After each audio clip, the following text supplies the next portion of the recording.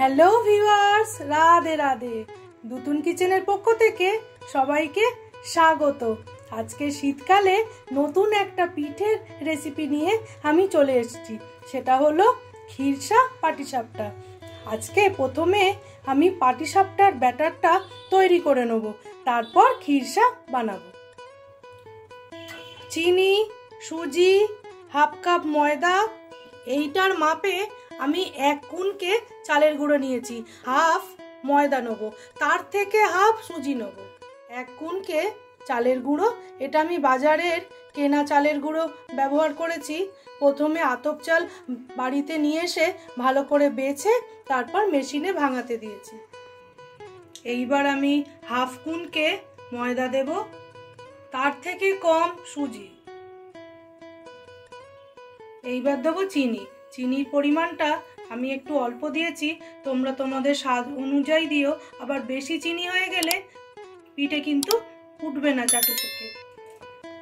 শুকনো প্রথমে আমি একটু এরকম হাতা দিয়ে মেখে নেব, তারপর দুধ দেবো। এই দুধটা আমি আগে থেকে জাল করে রেখেছিলাম। এবার দুধ দিয়ে দিয়ে আমি ব্যাটারটা তৈরি করে নেব। এইবার আমি অল্প অল্প করে উষ্ণ গরম দুধ দেব আর এরকম ভাবে গুলে নেব। আর একটু দুধ লাগবে, আরো কিছুটা দুধ দিলাম। দিয়ে খুব সুন্দর করে আমি গোলাটা এবার তৈরি করব। দিয়ে মিনিট 15-20 আমি একটা চাপা দিয়ে রেখে দেবো। ততক্ষণে খিরসা পুরটা বানিয়ে নেব। আর একটু দুধ দেব। দেখো আমি এইরকম একটা ব্যাটার তৈরি করেছি। এবার আমি একটা চাপা দিয়ে মিনিট 10-15 রেখে দেবো। এইবার আমি পুর বানাতে আমি কড়াই ঘি দেব, একটা তেজপাতা ছিঁড়ে দিয়ে দেব, একটা ছোট এলাচ টুকে নিয়েছি দিয়ে দেব। ঘিটা থেকে সুন্দর গন্ধ বেরিয়েছে। এবার 2-3 চামচ মতো সুজি দেব। আমি ঘিয়ের সাথে খুব সুন্দর করে এটা ভাজা করব। এইবার নারকেল কোড়া মিক্সিতে নিয়েছি, তার মধ্যে আমি দুধ দেব, দিয়ে একটা স্মুথ পেস্ট বানিয়ে নেব।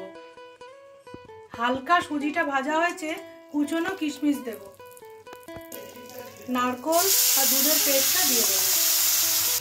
আর একটু দুধ দিয়ে মিক্সির বাটি ধুয়ে দিয়েছি, দিয়ে দিলাম। এইবার সুজিটা ফুলে উঠেছে, গুড়টা আমি গ্রেট করে দিয়ে দেবো। গুড়টা আমি গ্রেট করে দিয়ে দিচ্ছি, তাহলে তাড়াতাড়ি এটা মিশে যাবে পুরটার সাথে। এইবার খুব সুন্দর করে আমি পুরটা পাটিসাপটা তৈরি করে নিচ্ছি। গুড়টা গলে যাওয়া অবধি আমি পুরটাকে শুকনো করব। দেখো আমার খিরসাটা খুব সুন্দরভাবে তৈরি হয়ে গেছে। আমি এইবার গ্যাসের ফ্লেমটা অফ করে একটা থালায় ঢেলে নেব। খুব সুন্দর খেজুর গুড়ের একটা গন্ধ বেরিয়েছে। দুতুন কিচেনের রান্না যদি তোমাদের ভালো লেগে থাকে তাহলে প্লিজ চ্যানেলটাকে একটু লাইক, শেয়ার, সাবস্ক্রাইব করে আমার পাশে থেকো। আর বেল বাটনটাও অবশ্যই প্রেস করে দিও। আমি যা যা নতুন নতুন রান্না আপলোড করব সবার আগে নোটিফিকেশান তোমাদের কাছে পৌঁছে যাবে। তাহলে এই পুরটা ঢেলে নিই। আমার খিরসা একদম রেডি হয়ে গেছে। আমি এবার একটা থালায় ঢেলে ঠান্ডা করে নেবো পুরটা। চাটুতে একটু ব্রাশ করে নেব কপির ডাঁটা দিয়ে। আমার ব্রাশটা কেমন হয়েছে তোমরা আমাকে জানিও।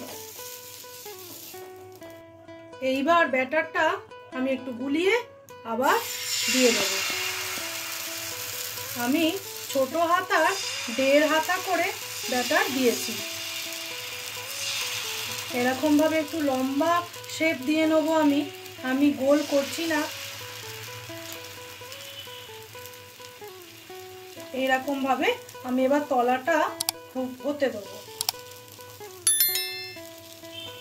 এক পিঠ হয়ে গেছে, আমি এবার পুরটা খিরসাটা এরকম করে দিয়ে দেবো।